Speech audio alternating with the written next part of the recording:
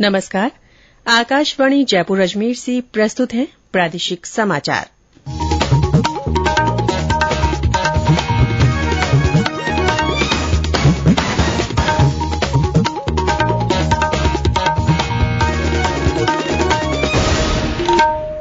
मुख्य समाचार। गृह मंत्री अमित शाह ने कहा, स्मार्ट पुलिसिंग के लिए सभी राज्यों की पुलिस प्रणालियों के बीच सहयोग और समन्वय की जरूरत। विश्व पृथ्वी दिवस आज, प्रधानमंत्री नरेंद्र मोदी ने कहा, पृथ्वी दिवस धरती के प्रति आभार व्यक्त करने का अवसर। अलवर जिले के राजगढ़ में अतिक्रमण हटाते समय मंदिर तोड़े जाने संबंधी मामले में सत्ता पक्ष और विपक्ष के बीच आरोप प्रत्यारोप। राजधानी जयपुर में 17 स्थानों पर कोविड के 31 नए मामले सामने आए, जिले में सतर्कता बढ़ाई गई। और आंधी और बारिश के बाद राज्य में कई स्थानों पर तापमान में गिरावट, 26 अप्रैल से फिर लू चलने की चेतावनी।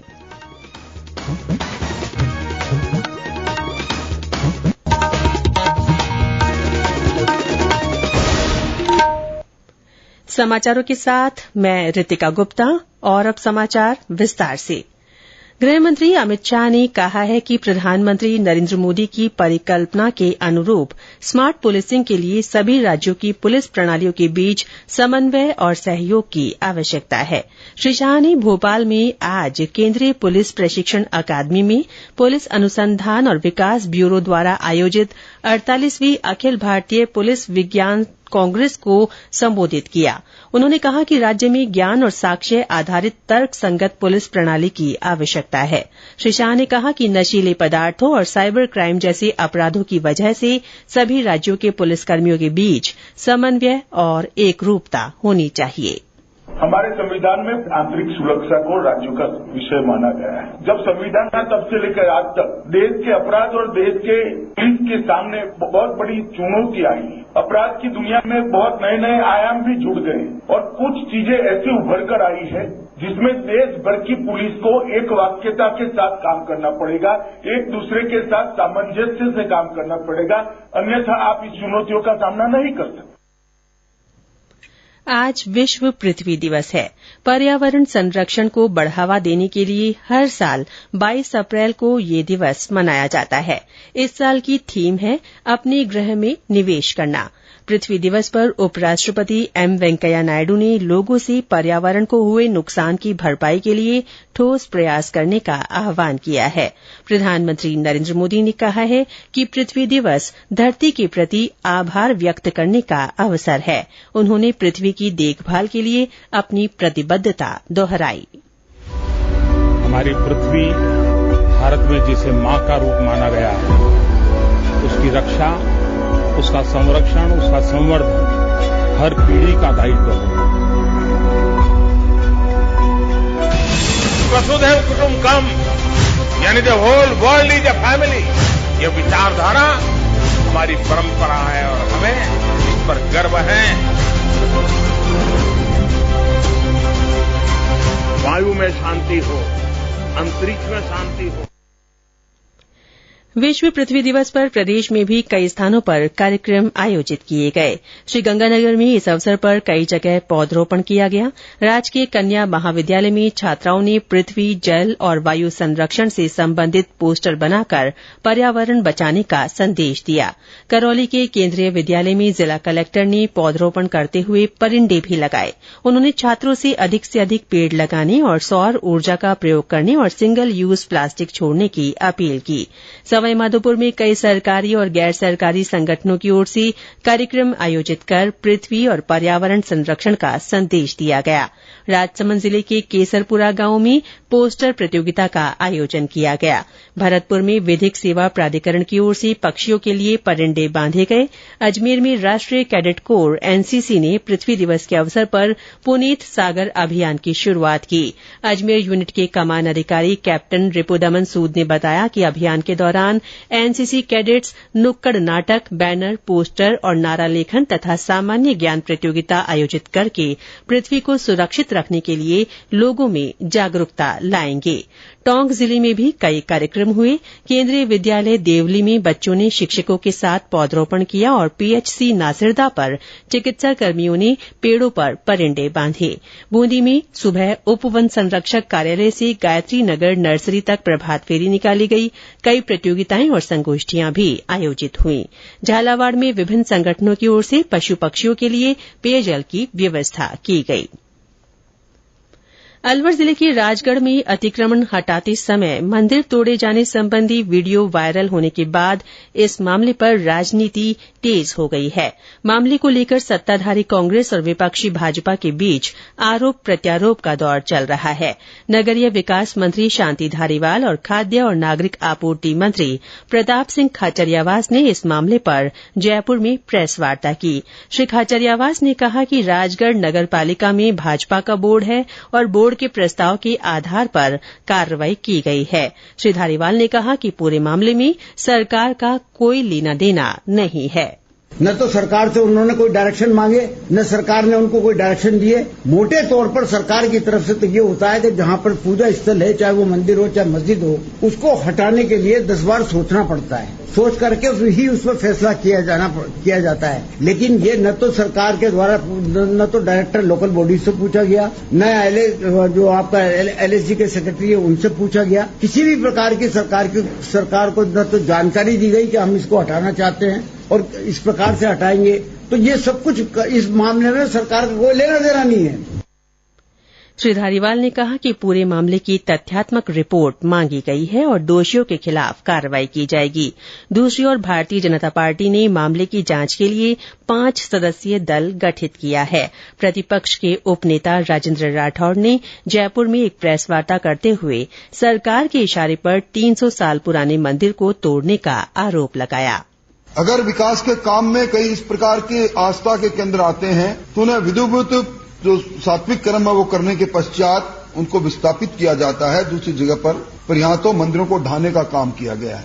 किसी भी नगर पालिका में मास्टर प्लान और उसको अंतिम रूप दिए जाने का काम भी राज्य सरकार करती है और मास्टर प्लान के क्रियान्वयन की जिम्मेवारी भी राज्य सरकार की है। इस मंदिर तोड़ने के मामले में जो नोटिस जारी किए गए वो उपखंड अधिकारी ने किए। इस बीच अलवर जिला प्रशासन ने पूरे मामले पर एक प्रेस विज्ञप्ति जारी की है। इस विज्ञप्ति में बताया गया है कि अतिक्रमण हटाते समय 2 पूर्व निर्मित मंदिरों पर कार्रवाई की गई। एक मंदिर की मूर्तियों को निर्माणकर्ता द्वारा अतिक्रमण हटाने से पहले ही हटा लिया गया। दूसरे मंदिर का आंशिक हिस्सा हटाया गया है और गर्भगृह पूर्णतया सुरक्षित है। ये समाचार आकाशवाणी जयपुर अजमेर से प्रसारित किए जा रहे हैं। समाचार अभी और भी हैं, उससे पहले ये संदेश। कॉम्पिटिटिव एग्जाम्स की तैयारी कर रहे परीक्षार्थियों के लिए एक विशेष कार्यक्रम अभ्यास। आपके होंगे सवाल और हमारे विशेषज्ञ देंगे उसका जवाब। आप अपने सवाल रिकॉर्ड कर हमें भेजें व्हाट्सएप नंबर 9289094044 पर या फिर ईमेल करें abhyas.airnews@gmail.com पर। आपका अभ्यास हमारा प्रयास। प्रादेशिक समाचारों में फिर से आपका स्वागत है। जयपुर में कोविड के मामले एक बार फिर बढ़ने लगे हैं। राजधानी जयपुर में 17 स्थानों पर 31 मामले रिपोर्ट हुए हैं। जयपुर के मुख्य चिकित्सा और स्वास्थ्य अधिकारी डॉ नरोत्तम शर्मा ने बताया कि जिले में कोविड जांच बढ़ा दी गई है। सभी अधिकारियों को अलर्ट कर दिया गया है। पिछले कुछ दिनों से देश में और विशेषकर दिल्ली और अन्य 11 राज्यों में केसों की बढ़ोतरी हुई है और हमारे जयपुर में भी आज 31 केस पॉजिटिव आए हैं कोरोना के। तो देखते हुए हमारी टीम सतर्क है। सभी सैंपलिंग की जा रही है। कोशिश की जा रही है कि जो भी पेशेंट पॉजिटिव आ रहे हैं उनके कॉन्टैक्ट को ट्रेस करके उनके सब टेस्ट कराए जाएं, उन्हें क्वारंटाइन किया जाए। पूर्व की बात सभी तरह की कोशिश अभी भी चल रही है। हम कोशिश कर रहे हैं किसी प्रकार से इसका फैलाव न हो और दोबारा लोगों को अभी कोरोना जैसी महामारी से मुकाबला नहीं करना पड़े। पूरा मेडिकल डिपार्टमेंट सतर्क है और हम सभी आवश्यक कार्रवाई कर रहे हैं। अब इसलिए हमें कोविड प्रोटोकॉल की पालना करने की वापिस आवश्यकता है। मास्क का उपयोग करें और किसी प्रकार के ये कोविड फैलने के जो भी संक्रमण फैल सकता है रोकथाम के सभी को प्रयास करना होगा। गौरतलब है कि प्रदेश के पड़ोसी राज्यों में कोविड के मामले बढ़ने के साथ ही राज्य सरकार भी सतर्क हो गई है। मुख्यमंत्री अशोक गहलोत ने कल कोविड की स्थिति को लेकर उच्च अधिकारियों के साथ समीक्षा बैठक की थी। जयपुर में आज राजीव गांधी युवा मित्र कार्यक्रम की राज्य स्तरीय आमुखीकरण कार्यशाला आयोजित की गई। कार्यशाला का उद्घाटन महिला और बाल विकास मंत्री ममता भूपेश ने किया। उद्घाटन के बाद श्रीमती भूपेश ने कहा कि राजीव गांधी युवा मित्रों के चयन से सरकार की योजनाओं को गांव-गांव में पहुंचाया जा सकेगा। जो हमारे नौजवान लोग हैं उनके द्वारा राजीव मित्र जो वो बन जाएंगे, उसके द्वारा हमारे गांव के अंदर अंतिम व्यक्ति तक हम सरकार की योजनाओं को पहुंचा पाए, उनको मदद दे पाए। तो एक हेल्पिंग हैंड जो मुख्यमंत्री जी ने सोच के राजीव गांधी युवा मित्र बनाने का एक संकल्प लिया, विधानसभा में बजट के दौरान घोषणा की, और हमारी सरकार की कथनी करने के अंदर अंतर नहीं है। इसका एक साक्ष्य आपके सामने है कि अभी 2 महीने पहले मुख्यमंत्री जी ने इस चीज की घोषणा की थी और आज हम इसका आमुखीकरण कर रहे हैं, हम रिक्रूटमेंट की तरफ बढ़ रहे हैं। राज्य निर्वाचन आयोग ने पंचायती राज संस्थाओं में खाली पदों पर उपचुनाव के लिए कार्यक्रम की घोषणा कर दी है। मुख्य निर्वाचन अधिकारी चित्रा गुप्ता ने बताया कि उपचुनाव के लिए लोक सूचना 25 अप्रैल को जारी की जाएगी और मतदान 8 मई को होगा। 33 जिलों में 21 पंचायत समिति सदस्य, 1 उप प्रधान, 32 सरपंच, 40 उप सरपंच और 505 वार्ड पंचों के पदों के लिए उपचुनाव कराए जाएंगे। प्रदेश में अक्षय तृतीया और पीपल पूर्णिमा पर संभावित बाल विवाहों की रोकथाम के लिए प्रशासन सतर्क है। इसी के मद्देनजर विभिन्न जिलों में 24 घंटे काम करने वाले नियंत्रण कक्ष स्थापित किए गए हैं। अजमेर के अतिरिक्त जिला कलेक्टर ने बताया कि नियंत्रण कक्ष पर बाल विवाह संबंधी शिकायत दर्ज कराई जा सकेगी। शिकायत करने के तुरंत बाद प्रशासन का दल इसकी जांच करेगा और तुरंत कार्रवाई की जाएगी। उधर बूंदी में स्थापित नियंत्रण कक्ष में मिली शिकायत की जांच पर कार्रवाई करते हुए एक बाल विवाह रुकवाया गया। बालिका के परिजनों को पाबंद किया गया। भ्रष्टाचार निरोधक ब्यूरो की अलवर टीम ने निर्माण शाखा नगर विकास न्यास अलवर के कनिष्ठ अभियंता और उसके दलाल को 1 लाख रुपए की रिश्वत लेते गिरफ्तार किया है। ब्यूरो महानिदेशक बीएल सोनी ने बताया कि परिवादी से उसकी प्लॉट पर निर्माण कार्य जारी रखने और कब्जा करवाकर निर्माण कार्य को नहीं तोड़ने की एवज में 4 लाख रुपए की रिश्वत मांगी गई थी। शिकायत का सत्यापन कर ट्रैप की कार्रवाई की गई। बूंदी जिले के भीमलत में इको टूरिज्म के तहत लवकुश वाटिका का निर्माण किया जाएगा। इसके लिए जिला कलेक्टर की अध्यक्षता में इको टूरिज्म कमेटी की बैठक आयोजित हुई। बैठक में बताया गया कि लवकुश वाटिका और संबंधित विकास कार्यों पर 2 करोड़ रुपए खर्च होंगे। प्रदेश में पिछले 24 घंटों में राज्य में कहीं कहीं आंधी और बारिश दर्ज की गई है। इसके चलते राज्य के ज्यादातर स्थानों पर दिन और रात के तापमान में 2 से 4 डिग्री सेल्सियस की गिरावट आई है। मौसम विभाग के अनुसार आगामी दिनों में राज्य में मौसम शुष्क रहेगा और तापमान में एक बार दोबारा बढ़ोतरी होगी। 26 अप्रैल से राज्य में कहीं कहीं लू चलने और ज्यादातर स्थानों पर अधिकतम तापमान 43 से 45 डिग्री सेल्सियस के आसपास दर्ज होने की संभावना है। इस बीच आज सबसे ज्यादा 43 डिग्री सेल्सियस तापमान बांसवाड़ा में दर्ज किया गया।